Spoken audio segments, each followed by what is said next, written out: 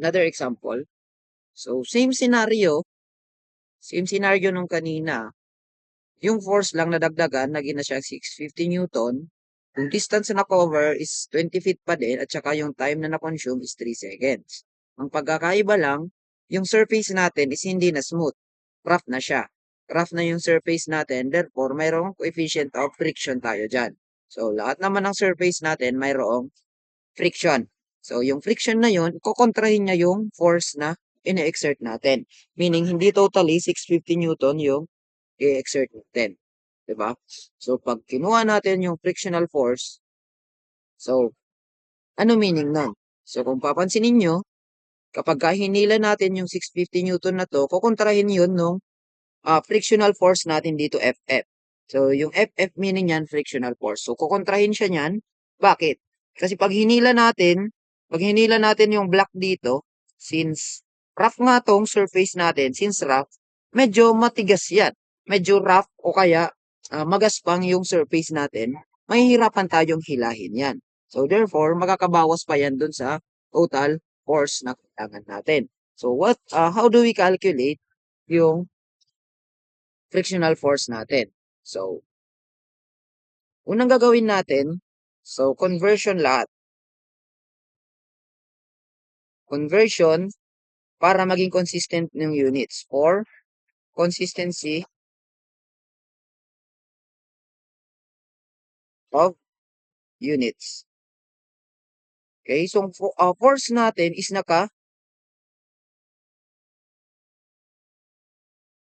yung force natin is naka SI. Ito is naka English. Tapos, ito is naka English. So, yung conversion nito, hindi pa natin masyadong gamay. Pero yung conversion ng mass na 500 pounds, tapos ito, na-convert na natin kanina. So, di ba? Yung 20 feet, na-convert natin kanina, which is equal to how many? 6.07. Ito, kanina. So, 1 meter, 20 feet, convert natin into meter, 6.097.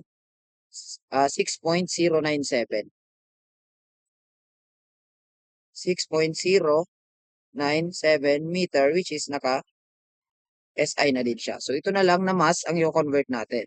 So, conversion for mass, which is 500 pounds.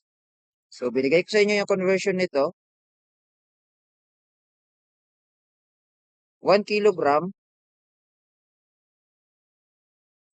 that is equal to 2.205 pounds. Okay? So, calculator, 500 divided by 2.205 is equal to 226.75 kilograms. So, yan yung total mass nito ng object natin. So, pwede na natin siyang palitan. Yung mass natin, 226.75 kilograms. So, yan, meron na tayo. So, para ma-compute yung solution for frictional force muna tayo.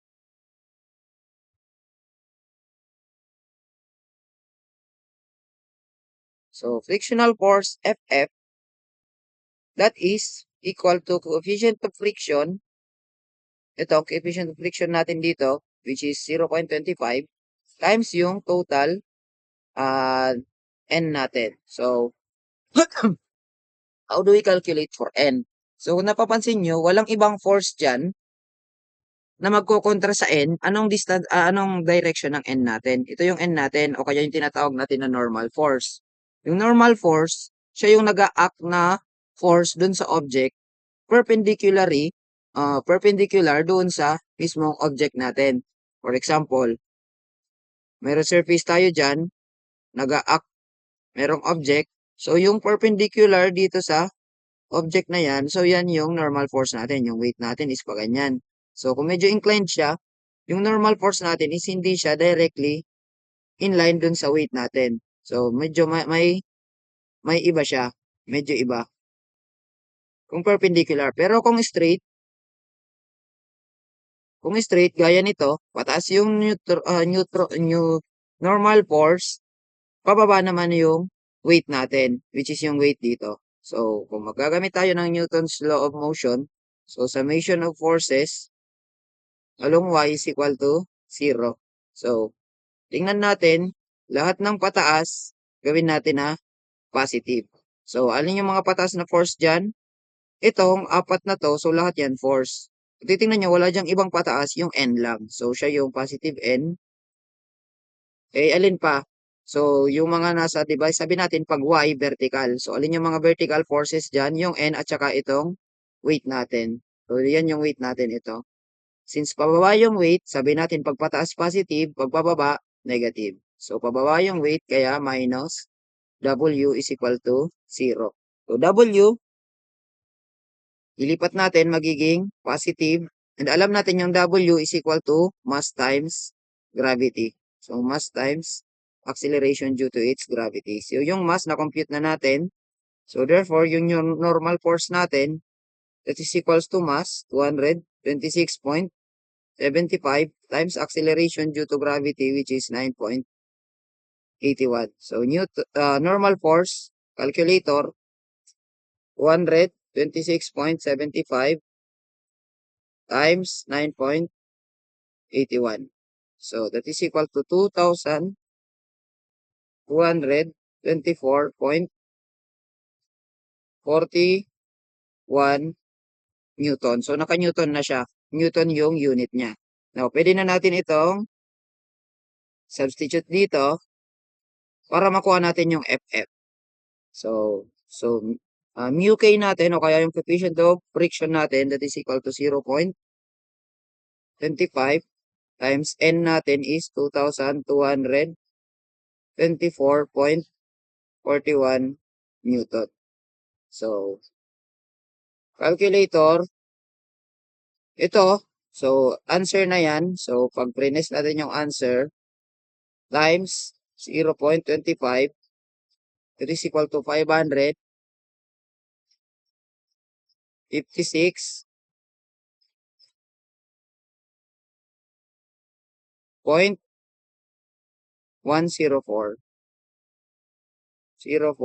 Newton. So, yan yung frictional force natin. So, bakit natin to kinumpute? Kasi, ang i-consider natin na force is hindi yung 650. So, kung magsasummation ulit tayo, summation of forces, yung mga horizontal natin along x is equal to 0. Summation of forces, going to the right, yung ganitong direction, gagawin natin positive. So, alin yung mga ganitong direction? So, yung mga, kung titingnan nyo, alin yung mga horizontal forces natin? Ito, at saka itong frictional force natin. So, simply to say, kung papunta dito is positive, alin yung positive dyan? Siyempre ito, yung force natin, which is yung force F natin minus, bakit minus yung FF? Kasi pabalik na siya, papunta na dito sa kaliwa. Minus FF is equal to 0. So, hindi pala 0, equal to F net.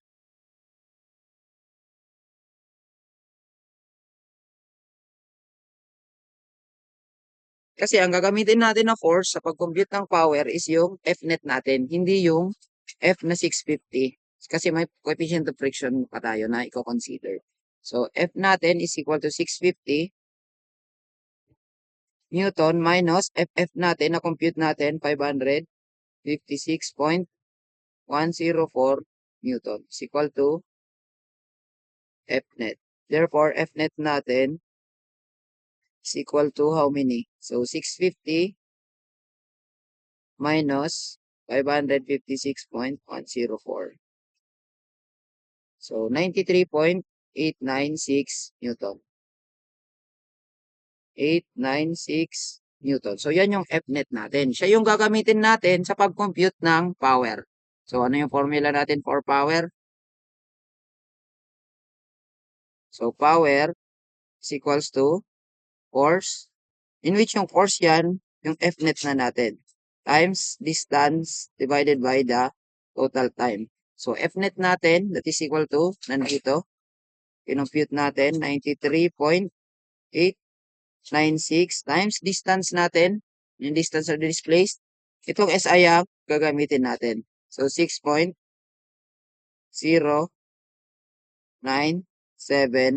meter. Ito naka-Newton. Divided by time. Ano yung time? Our time is equivalent to 3 seconds.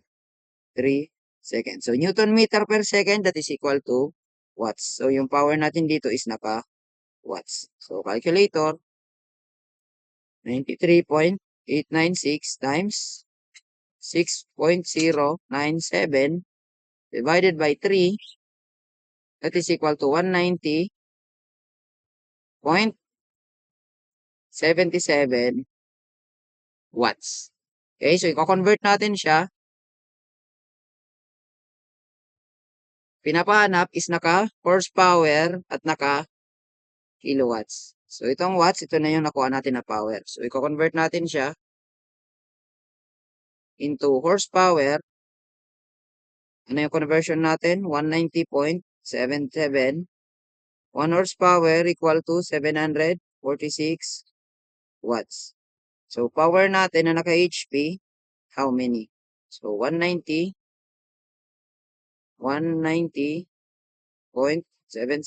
divided by 746. So, that is equal to 0.255